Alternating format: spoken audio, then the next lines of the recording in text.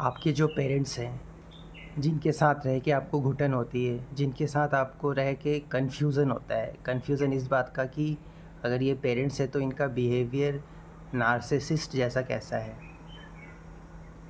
क्योंकि वो नार्सिसिस्ट हैं, इसलिए उनका बिहेवियर वैसा है, इसलिए आपको ऐसा फ़ील होता है, इसलिए आपको डाउट होता है। पेरेंट्स को लेकर बच्चे को एक बच्चे के मन में पेरेंट्स को लेकर डाउट होना, ये भी एक साइन है कि वो नार्सिसिस्ट हैं, तभी आपको डाउट हो रहा है। अगर वो नार्सिसिस्ट नहीं होते, वाकई पेरेंट्स होते, तो आपको हर तरीके से कंफर्ट फील कराते हैं। आपने आप अपने पेरेंट्स से ही, आप दुनिया से ही क्या लड़ोगे, हम दुनिया से क्या लड़ेंगे, हमें अपने खुद के पेरेंट्स से ही जगलिंग करना होता है।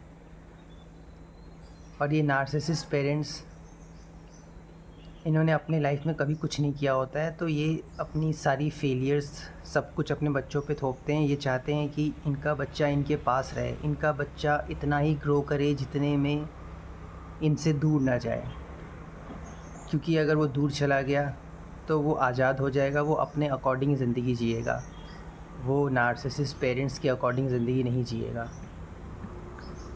और ये नार्सिसिस्ट पेरेंट्स इतना सटल लेवल पे आपको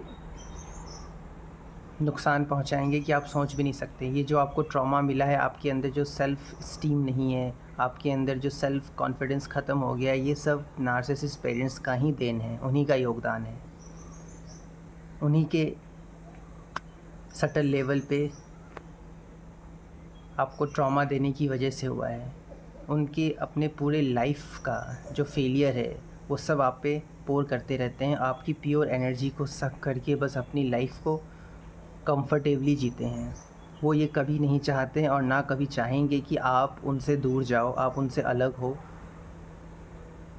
क्योंकि वो आपका उतना ही ग्रोथ चाहेंगे जितने ग्रोथ में आप उनके पास रहो, उनके बुढ़ापे का सहारा बन के रहो, बस उनके लिए अच्छा करते रहो, आप अपने लिए कुछ ना करो, आप बस घूटते रहो और उनको बस सुकून देते रहो।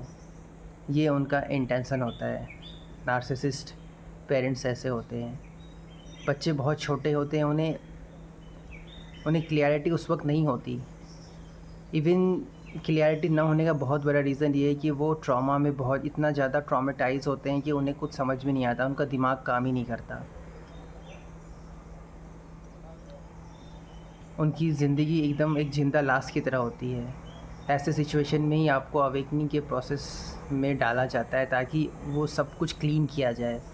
और जब क्लीन होती है तो बहुत पेन होता है, एक बच्चे को बहुत पेन होता है, उसको बहुत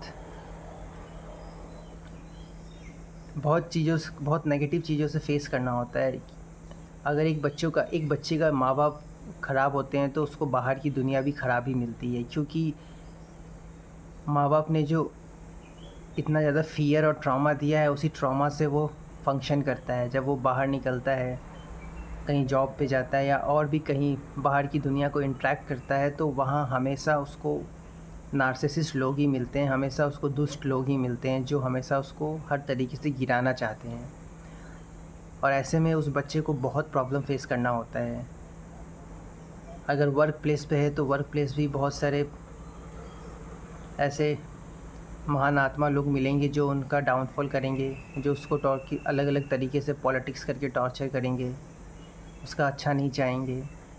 कहीं वो रह रहा है तो वहाँ भी अगर उसके रूममेट्स मिल गए तो भी वहाँ भी वो सारे रूममेट्स भी नार्सिसिस्ट होंगे, उसको कंट्रोल करना चाहेंगे। इस तरीके से उस उस बच्चे को बाहर की दुनिया में भी नेगेटिविटी को फेस करना होता है, बहुत ज़्यादा एक्सट्रीम लेवल पे। वहाँ पे ऐसे सिचुएशन में सिर्फ उसका साथ एक ही दे सकता है, वो है डिवाइन, वो है गॉड। इसलिए आपको ऐसे सिचुएशन में वो सिचुएशन आपको फेस कराया इसलिए नहीं जा रहा है क्योंकि आप उसमें फंसे रहो, आपको वहाँ से अब निकाला जा रहा है, क्योंकि जो भी रियलिटी आप फेस कर रहे हो ये आप सेकेंड टाइम फेस कर रहे हो। फर्स्ट टाइम आपने अपने नार्सिसिस्ट पेरेंट्स के थ्रू फेस किया था, टॉक्सिक एनवायरनमेंट में फेस किया था, वो ट्रॉमा क्रिएट हो गया था। अब वो ट्रॉमा रिलीज़ कराने के लिए एग्जैक्टली वैसा ही सिचुएशन आपके लाइफ में डिवाइन आपको देते हैं ताकि ट्रिगर हो के वो चीज़ हमेशा के लिए रिलीज़ हो जाए, क्योंकि जब तक रिलीज़ नहीं होगा तब तक आप सेम पैटर्न में घूमते रहोगे, सेम साइकिल रिपीट होता रहेगा, नेचुरली रिपीट होगा, क्योंकि आपके अंदर फियर है। फियर बेस्ड आप फंक्शन कर रहे हो, आप उस काम को या उस लाइफ को अट्रैक्ट ही नहीं कर पाओगे जो लाइफ आपको कम्प्लीटली आज़ादी देता है, जो लाइफ आपको फाइनेंशियल स्टेबिलिटी प्रोवाइड करता है। आप कंटिन्यूसली इसी टॉक्सिक साइकिल को रिपीट करते रहोगे। इसलिए बहुत ज़रूरी है आपके अंदर से वो सारी चीज़ें निकलना जो ट्रॉमास आपके अंदर बिल्ट हैं, जो काफ़ी सालों से हैं, वो सब निकलना बहुत ज़रूरी है। और ये सिचुएशन अगर आपकी हार्श होती जा रही है तो उसको बस एक्सेप्ट करो।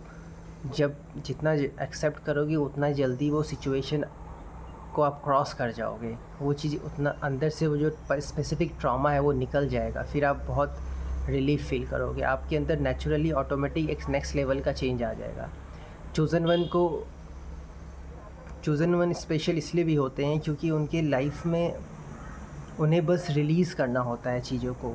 वो जैसे जैसे अपने अंदर से चीज़ों को रिलीज़ करते जाएंगे वैसे वैसे उनका लाइफ इम्प्रूव होता जाएगा, उनका लाइफ अपग्रेड होता जाएगा, और वो अपने लाइफ में उस चीज़ को, अपनी डेस्टिनी को ग्रैप्स करते जाएंगे। उनकी जो अच्छी डेस्टिनी है, जो उनको इतने टाइम से नहीं मिल रही थी, उनके नार्सिसिस्ट पेरेंट्स ने रोक रखा था उनकी अच्छी डेस्टिनी को, वो डेस्टिनी उनको धीरे धीरे मिलनी स्टार्ट हो जाती है। इसलिए चूज़न वन आपको एक्सेप्टेंस में रहना है। एक्सेप्टेंस में इसलिए रहना है क्योंकि जब आप एक्सेप्ट करोगे तो चीज़ें बहुत फास्ट हील होंगी, और जब हील होंगी तो आपके लाइफ में पॉजिटिव चेंजेस आने स्टार्ट होंगे। पॉजिटिव चेंजेस आते जाएंगे। आपकी जो डेस्टिनी डिवाइन आपको देना चाह रहे थे, जो इतने टाइम से स्टक था, नहीं दे पा रहे थे, वो अब धीरे धीरे आपको मिलने लगेगा। इसलिए ओवरऑल इस जर्नी में आपको फेथ रखने की ज़रूरत है, एक्सेप्टेंस में रहने की ज़रूरत है।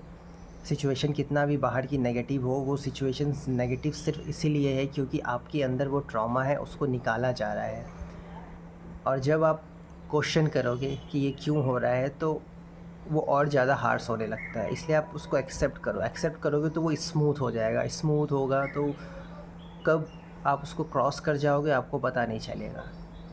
इसलिए आप फेथ रखो। ये फेथ रखना, एक्सेप्ट करना, ये सब बेस्ट मेडिसिन है इस जर्नी को स्मूथली क्रॉस करने का।